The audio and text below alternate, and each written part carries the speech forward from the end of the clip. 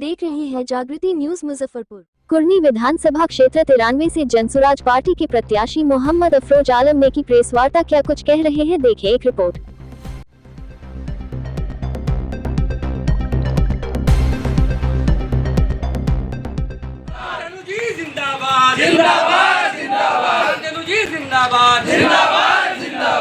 एकजुट होकर इस संकल्प को दोहराया है।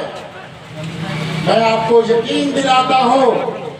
डॉक्टर संतोष राय हैं, हमारे दुरंडी की धरती पर बहुत हार्दिक स्वागत है।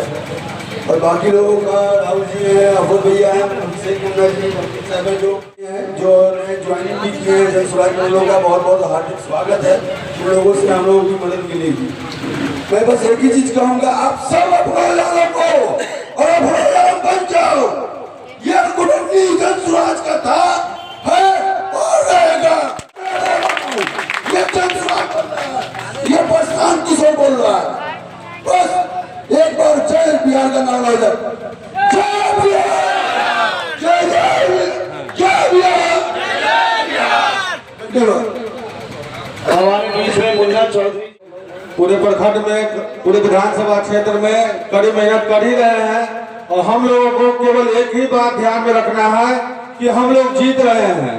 हम लोग को अपना मनोबल ऊंचा रखना है और इसी मनोबल को हमको जनता के साथ शेयर करना है, बाकी कुछ नहीं करना है। जय बिहार, जय जय बिहार, जय जनसुराज।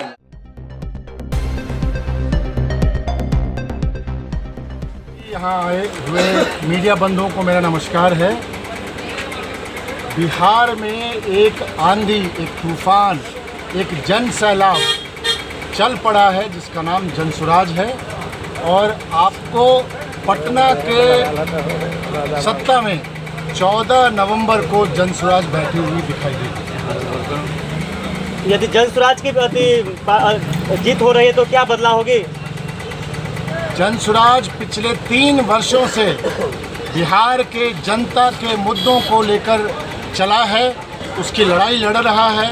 और अब जब जनता अपना विश्वास जनसुराज पर दिखा रही है तो मैं आपको यकीन दिलाता हूँ कि जनसुराज की सरकार बनने के साथ ही जो हमने 5 वादे किए हैं वो तुरंत इम्प्लीमेंट होंगे।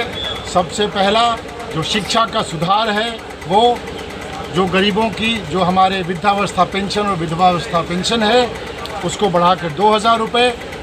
जो हमारे युवाओं के लिए रोज़गार का हमने वादा किया कि कम से कम 10 से 12 हज़ार रुपये तक का यहाँ पर ही रोज़गार, ताकि किसी को मजबूरी में बाहर ना जाना पड़े, उसकी व्यवस्था।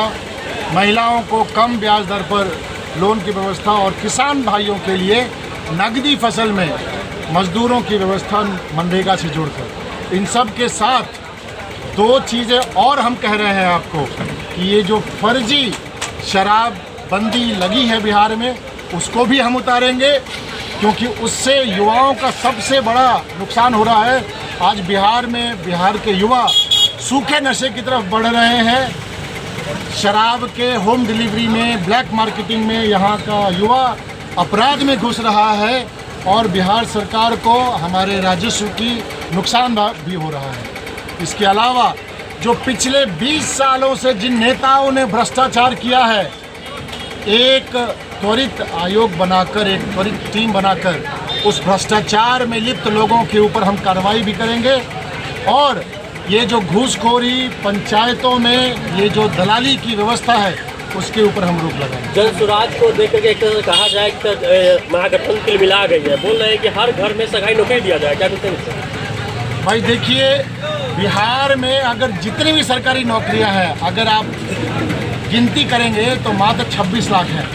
ठीक है, अब ये लोग बिना होमवर्क किए, बिना सोचे समझे कुछ भी वादा कर रहे हैं। आप अगर हर घर में एक सरकारी नौकरी देंगे तो आपको 3 करोड़ सरकारी नौकरी देना पड़ेगा। कहाँ से पैदा करेंगे सरकारी नौकरी? दूसरी बात, सरकारी नौकरी किस तरह का देंगे? भाई आप बच्चों को शिक्षा दे नहीं रहे हैं। आपको पता है शिक्षा का आंकड़ा क्या है? मुश्किल से 3% दलित बच्चे 12वीं के बाद ग्रेजुएशन करते हैं। मतलब 100 में से मात्र 3 बच्चा दलितों का ग्रेजुएशन कर रहा है। फिर आप नौकरी किसको देंगे?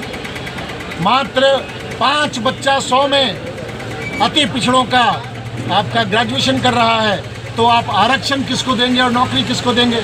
तो ये लोग वादे कर रहे हैं, वादों के पीछे कैसे इसको पूरा करेंगे इसके बारे में इनको कोई होमवर्क नहीं किया हुआ है। अभी इन्होंने एक और वादा किया था पहले माई बहन योजना में कि हम बिहार की सारी माताओं बहनों को 2500 रुपये देंगे।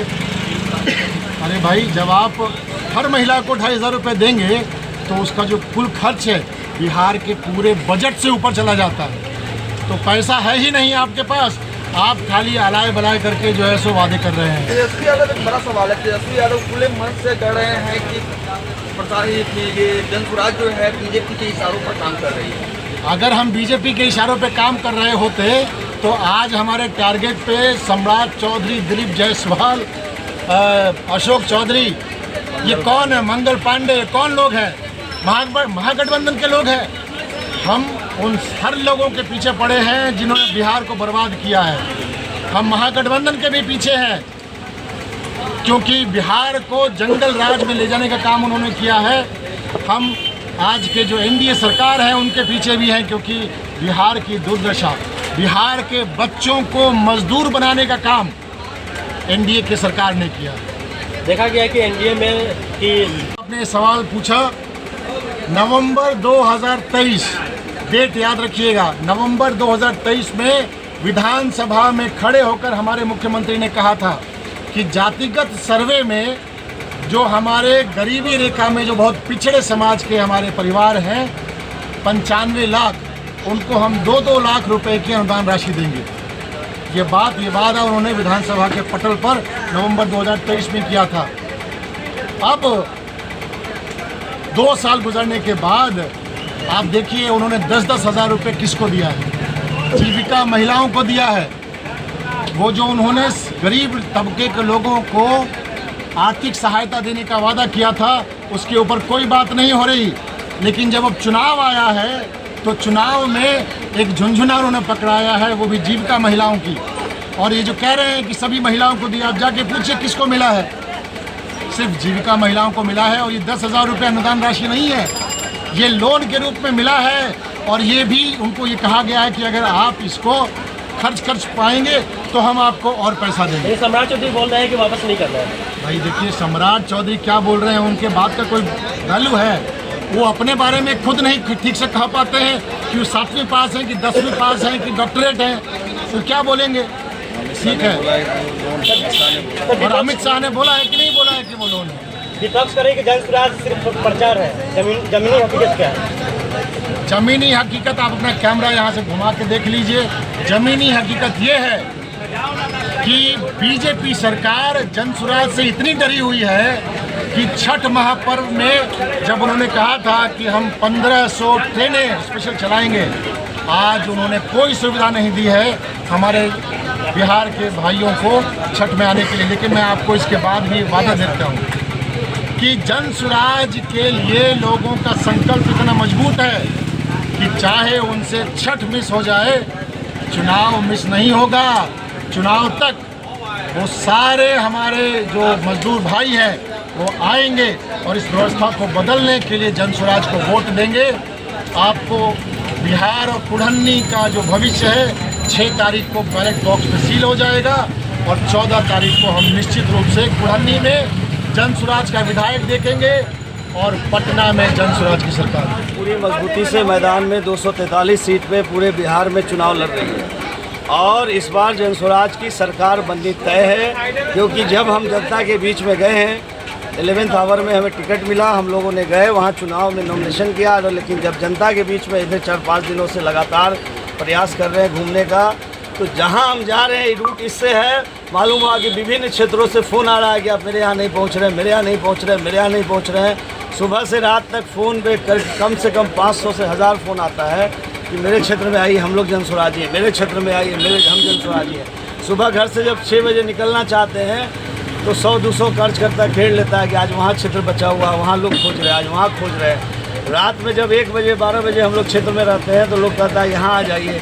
उस वक्त भी लोग जग के गेट खोल के बैठे रहते हैं कि हम जनसुराज को वोट देने के लिए तैयार है, आप खाली शकल दिखा दें। बिहार से बाहर जो मजदूर जो काम करते हैं वो भी छठ में आ रहे हैं और जनसुराज के काफ़ी नाम ले रहे हैं, जनसुराज को वोट करेंगे, किस पर क्या कहेंगे? लोग आ चुके हैं, कुछ लोग टिकट कटा चुके हैं, बहुत लोग आ चुके हैं, बहुत लोग का 5 का टिकट है, कुछ अल्पसंख्यक लोग 5 के टिकट कटाए हुए हैं। 6 को यहाँ सुबह सुबह आएंगे और पहला वोट जनस्वराज को देंगे। और जो छठ में करने हमारे बहुसंख्यक लोग जो आ रहे हैं, उन लोगों का कहना है कि हम लोग छठ इसी करने आ रहे हैं इस बार, कि इस बार सरकार बनाएंगे और बिहार में ही काम करेंगे। प्रशांत जी का ये वादा है, बिहार में ही रहेंगे। अब हम बाहर नहीं। लड़ाई किनसे देख रहे हैं? लड़ाई किनसे देख रहे हैं? लड़ाई में कोई नहीं। विपक्ष कर रही है कि ये जनस्वराज वोट काटने के काम कर रही है। क्या आपका जवाब है? विपक्ष के पास अपना वोट जो था ना, वो विपक्ष का वोट खिसक चुका है। आपकी लड़ाई किससे है? विपक्ष किससे मानते हैं बोलिए? हम तो अभी किसी को लड़ाई नहीं मानते, कहीं लड़ाई ही नहीं है। युवा जो पलायन करके आ रहा है छठ में, तो क्या लग रहा है कि 14 नवंबर के बाद फिर पलायन नहीं करेंगे, पलायन बंद हो जाएगा? हमने बहुत ज़ईफ़ लोगों से बात की, हम लोग बहुत महिलाओं से बात की, बड़े बुजुर्ग से 40-50 साल के लोगों से भी बात की। जब उनसे बात की, उन्होंने कहा कि बउआ रे, हमारा बेटा सब तो जनस्वराजे के कहै छै, वोट ओकरे देबै, कुछ काहेला परेशान होइ छै, सब लड़का इन्हें तैयार बैठल है। संदेश क्या देंगे कुर्नी की जनता को? कुरन्नी की जनता को ये हम संदेश देंगे कि भाई हम जहाँ तक पहुँच चुके हैं और जहाँ तक नहीं पहुँचे हैं, हम कोशिश कर रहे हैं कि सब जगह पहुँच जाएं, अच्छे से छठ मनाएं। छठ की शुभकामना रहेगी और इस बार छठ के बाद आप वोट करें और 14 नवंबर के बाद बिहार में ही आपके लिए व्यवस्था की जाएगी।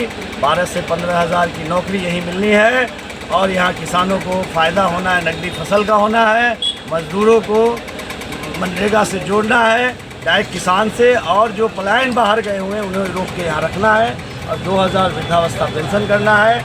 आने वाला एक भी युवा बाहर नहीं जाए। बिहार को गुजरात और दिल्ली बनाने के लिए, कुरहनी को बेहतर शिक्षा, बेहतर व्यवस्था बनाने के लिए, कमीशन मुक्त प्रखंड बनाने के लिए, समाज बेहतर बनाने के लिए जनस्वराज को वोट दें, बैग छाप को वोट दें। 8वें क्रम पे मेरा नाम है मोहम्मद अली इरफान, अफरोज़ नाम से लोग हमें जानते हैं। आप प्रशांत किशोर जी के नाम पर ये सीट दें। ये आपकी आवाज़ बन के, प्रशांत जी की आवाज़ बन के विधानसभा में आपकी बात का रखा जाएगा और वहाँ से तय किया जाए कि हमारे कुरहनी सबसे प्रायोरिटी पर रहे, सबसे आगे रहे। धन्यवाद।